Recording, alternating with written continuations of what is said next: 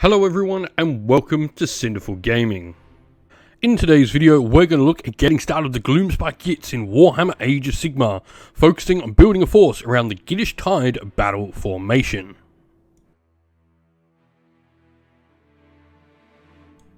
Today's video is sponsored by Gap Games, a fantastic miniature wargaming store in Queensland, Australia. They stock a wide variety of miniature wargames from all things Games Workshop to some of my personal favourites, Conquest, The Last Argument of Kings, and all things Modifius wargames as well. Use our affiliate code in the link below to help support both this fantastic store and the channel as well.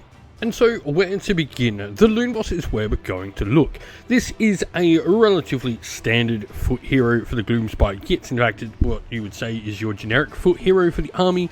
It's got 5 health and a 4+ save, 5-inch move, control score 2, and a decent amount of attacks with D3 damage. But the reason we're taking this is, first of all, it does open up a lot of options in regards to the regiment that it can take, with allowing any Moonclan units and a Doomdiver catapult in there as well if you want, and you can also have it join other regiments as a Moonclan agitator as well, so it's pretty useful when building our army list. We do have some really good abilities that are going to mesh well with a bunch of the other Gloomspite units we'll look at later in the video. The first of these being Let's Get Stabbing, where you can pick a friendly non-hero Moonclan infantry unit nearby within its combat range after it attacks, and that unit gets to fight immediately after this model does. But you've also got the I'm the Boss ability, where during your hero phase you can pick a friendly Moonclan Stabbers unit, which are the combat version of the basic Moonclan Grots. We'll talk about them properly in a second. And then you roll the dice on a 2+, you pick one of the following effects, and you can either return some models to the unit or get +1 to wound rolls, which is pretty good. On top of that as well, it does have a built-in 6-up ward save, which will allow it to shrug off a little bit of extra damage coming its way as well. The other hero that we're going to look at bringing into the force is a wizard, and this is going to be the Fungoid Cave Shaman. Wizards do give us access to all the magical spells we can take within the Gloomspite Gitz, but also give us access to taking manifestations and summoning them to the battlefield. The Gloomspite Gitz wizard here, the Fungoid Cave Shaman, does have a pretty cool ability of its Deathcap Mushroom, where once per battle it can be an extra power level on top of its regular Wizard 1 rule, so taking it to Wizard level 2, which is really nice when it can cast 2 spells in your own phase. Note that this ability is used only during your hero phase, so you can't use this to get, say, an extra Dispel or a counter spell off turn. It will only be active to be able to cast spells out of, but that's pretty good nonetheless. It's got a few attacks in combat, nothing too crazy to write home about, and is a standard sort of grot save, especially when you consider a wizard as well. The first of our main grot units we're going to look at are the Moonclan Shooters. Now, these are not the ones that are going to get the benefit from the rules from the Loon Boss that we've already talked about in the video, but Moonclan Shooters do give us a unit that can hang in the backfield and still contribute somewhat. Not the most effective contribution, as they are only 2 attacks and they do wound on 5s with those ranged attacks, but an 18-inch range means that this unit can sit on home objectives far away from the enemy and still contribute somewhat to the battle. It's better to have this unit have bows than to have combat weapons and literally sit there and do absolutely nothing. You know, even if they chip off a couple of wounds, it's going to help us in the long run. Now, we do have the Netters rule, which does help give them some protection if any enemies get up close to them, and this is allowing you to pick an enemy infantry unit during the combat phase that's in combat with the target unit, and then you roll a dice, and on 3+, they are -1 to hit. The unit does also have access to a champion, which gets an extra attack both at range and in melee, and a musician to give you some extra rally rolls and standard bearer for a little bit of extra control score. Next are Moonclan Stabbers, and these are the combat variation of the Moonclan Shooters. This is a unit that's going to get the buffs from the Loon Boss, so they're going to want to stick around that model.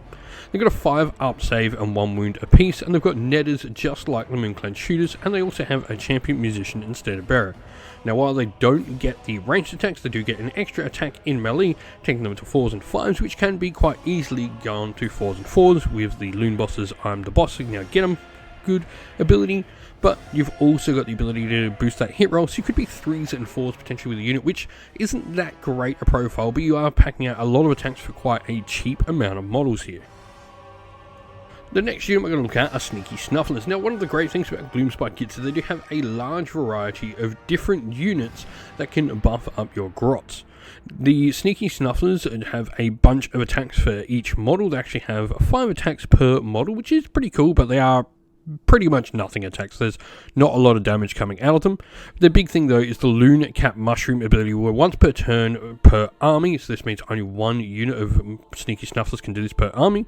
During your hero phase, if they're not in combat, you pick a friendly Moon Clan unit, hold within 12 inch invisible, roll a dice, add 1 to the roll if the face of the bad moon is Cackling, and on a 3+, that target has ward 5+. However, on a 6+, you also add 1 to the attacks of their melee weapons as well. So a pretty cool little ability. It means on a 5+ under that moon, you will get the extra attack as well, because you're getting +1 to the dice roll.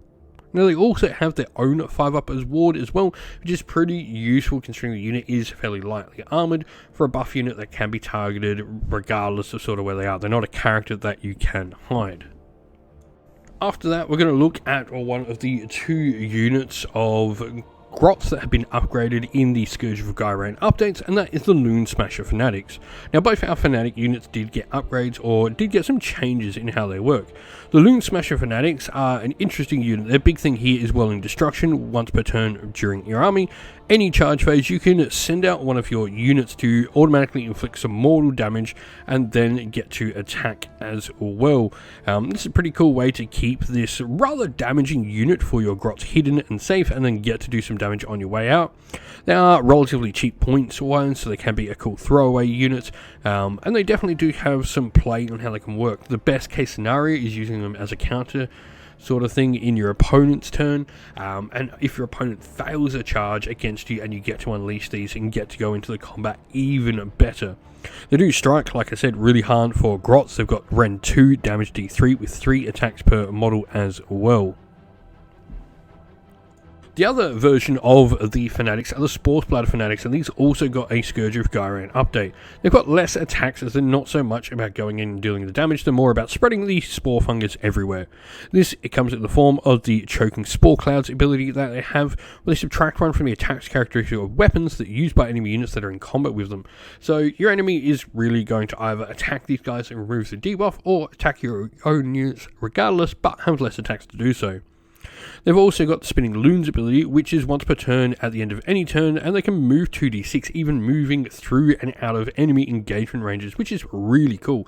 It can be a great little cheap objective grabber, or something to sort of disrupt your opponent from getting objectives as well. And especially for the points cost they currently are listed at 70 points at the time of recording, it's an excellent unit to take. And so our formation today that we're using in this video is the Gittish Tired formation, one of the Scourge of Ghyran formations. The Grots upon Grots ability that we get is a really cool and powerful ability.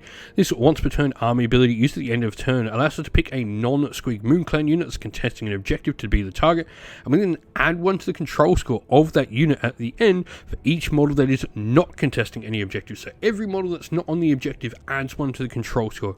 This is really important because it means if you've got a giant blob of say 40 Grots on the table and 1 of them is going on the objective, all 40 would then count. If that 1 happens to be a banner, you would get the bonus for the banner as well. However, the banner wouldn't give you the bonus if you're not on the objective. And so our first regiment then has our hero in it as the Loon Boss. This model will be our general and have the artifact power of the Climate Cow, which will give you a minus to hit penalty. Now that is your opponent attacking you. For units wise, we then have a unit of MoonClan Shooters, 2 units of MoonClan Scabbarders, and then a Scourge of Ghyran Loon Smasher Fanatic unit. Other than that, we've then got a 2nd regiment led by the Fungoid Cave Shaman with the heroic trait Loon Touch, which is a bonus to cast. And for units, we've then got Sneaky Snufflers and 2 Scourge of Ghyran Spore Splatter Fanatic units as well. We hope this video was helpful in getting you started with Warhammer Age of Sigmar, and it was able to give you some ideas and inspiration to start your own force in the game. If you have any other questions at all, please comment down below, and while you're there, don't forget to drop a like, subscribe, and join our Discord server to check out all our future Warhammer Age of Sigmar content.